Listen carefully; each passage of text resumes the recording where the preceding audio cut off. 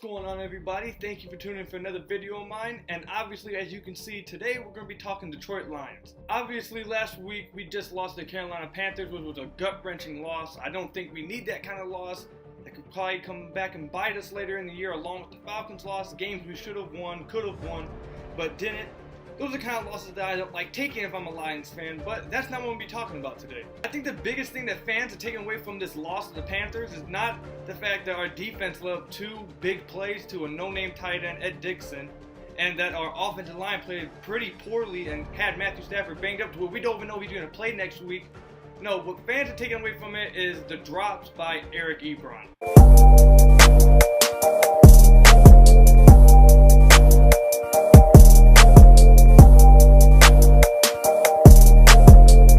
Understand why fans would be angered by this. He did drop a touchdown later in the game. I don't really think that was a drop when Mike Adams came up and made a play on it, but if you want to count it as a drop because he dropped the first one, so you just want to take your anger out, call that one a drop too, then I guess so. But the main one was that drop in the end zone.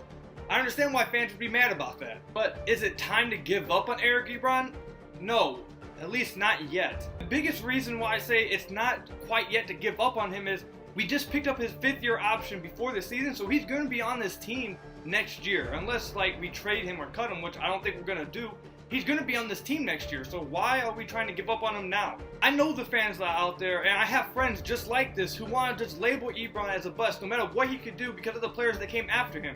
And while I understand why fans could be mad about the players we missed out on, Eric Ebron actually has not been as bad as fans make him out to be in Detroit. His first 2 years, yes, Ebron was inconsistent and wasn't showing us the things that we wanted to see from him. But last year, he took a huge step forward and was really productive for us. If it wasn't for injuries, he was having a really good year. The only thing that stopped him was the injuries. And Ebron is faster than just about anybody that's going to guard him, and he's shown the ability to get open. And yes, he's been plagued by drops, but if we have this man under contract for next year, and he's shown the potential to be a really good tight end, why are we giving up on him right now when he's going to be on the team next year? Wouldn't we try to make him the best he can possibly be before we have to make that decision in a year? Because if we can make him that really good tight end that he shows he can be by next year, we won't have to worry about this. But giving up on him now when he's going to be on this team next year, why would we give up on him now? We're pretty much saying that he's a finished product, and that's not what he is. NFL is not the NBA. When there's a trade deadline, you can just ship players for other players.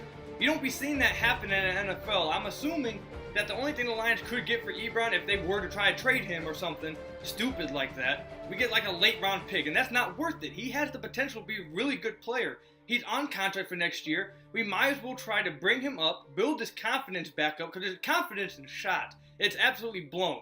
If we can get his confidence back up and try to get him to maximize his potential, then there's no reason to give up on him right now when he's going to be on the team next year. It just doesn't make any sense to me. Apparently, since Darren Fells has now decided to start producing and making plays, that means let's just throw Ebron to the side, give up on him, and keep Darren Fells as our starting tight end. For those of you that say that, I'm going to ask you guys a simple question.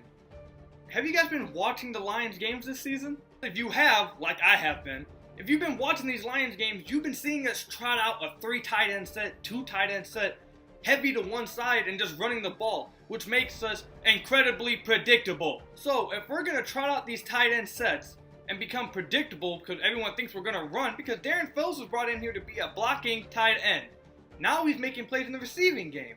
And we have another tight end that has made plays in the receiving game.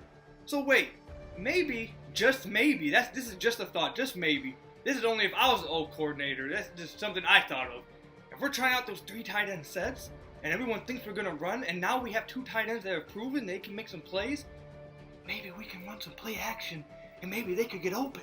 Just another thing that goes along with that, maybe, just maybe, if we start showing that we're willing to pass out of those 3 tight end sets, and that we have tight ends that are actually going to make plays with it, teams will bite. And you know what that does? That can open up the running game, and we might actually finally have a 100-yard rusher. I know, I'm the only one who came up with this. I'm the only one in the world who possibly thinks this. Thank you, I know. I just came up with this myself. No one else in NFL history has ever thought about running a 2 tight end set, right? Yes, Bob Quinn made a really good signing, obviously, with Darren Fells. He's proving productive in the run blocking and the receiving game. He's made a really good signing, and he could honestly fit really well next to Ebron, and having both of them would help us tremendously, not only in the receiving game, but in the running game. And another thing, I don't know if any of you fans that are going out there and booing Ebron almost every time he touches the field and attacking him, his own fans, not opposing fans laughing at him when he drops. His home team fans, his own team fans are booing him almost every time he goes on the field, and we're going on his Twitter and destroying him. I don't know if you guys have played sports. I've played sports my whole life.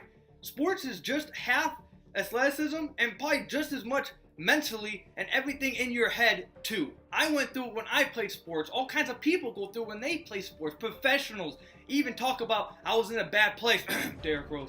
All kinds of professionals talk about how they need to get in the right state of mind. LeBron goes 0 dark 30 in the playoffs. He can't be hearing those kind of things. You see what happened earlier in his career?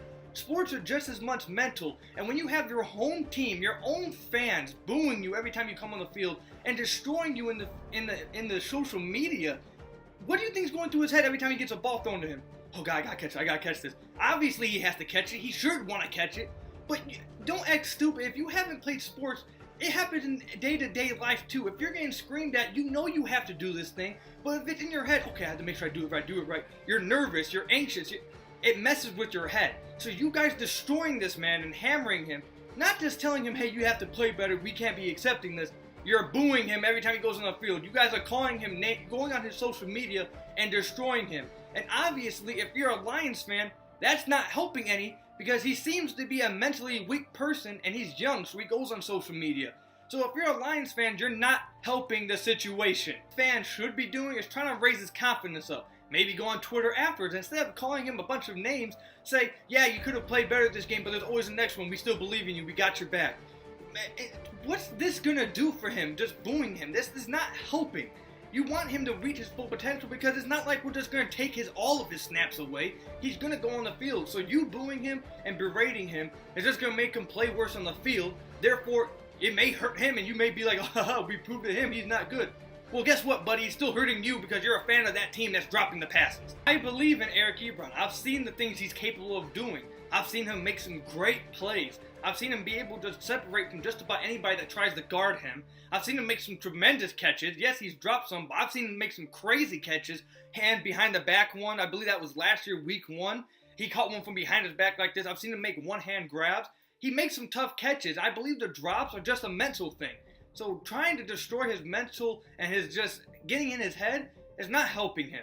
I believe in Eric Ebron. I believe he can be great for the Lions. Don't get me wrong, if he keeps dropping passes and he's not productive, and next year rolls around and he's still not productive, and we have that decision whether we sign him, we gotta let him walk. If he's not being productive, obviously we have to let him go. Hopefully he does good with another team, but if he's not working out here, then we gotta let him go. But next year is not here yet. He's still on the team.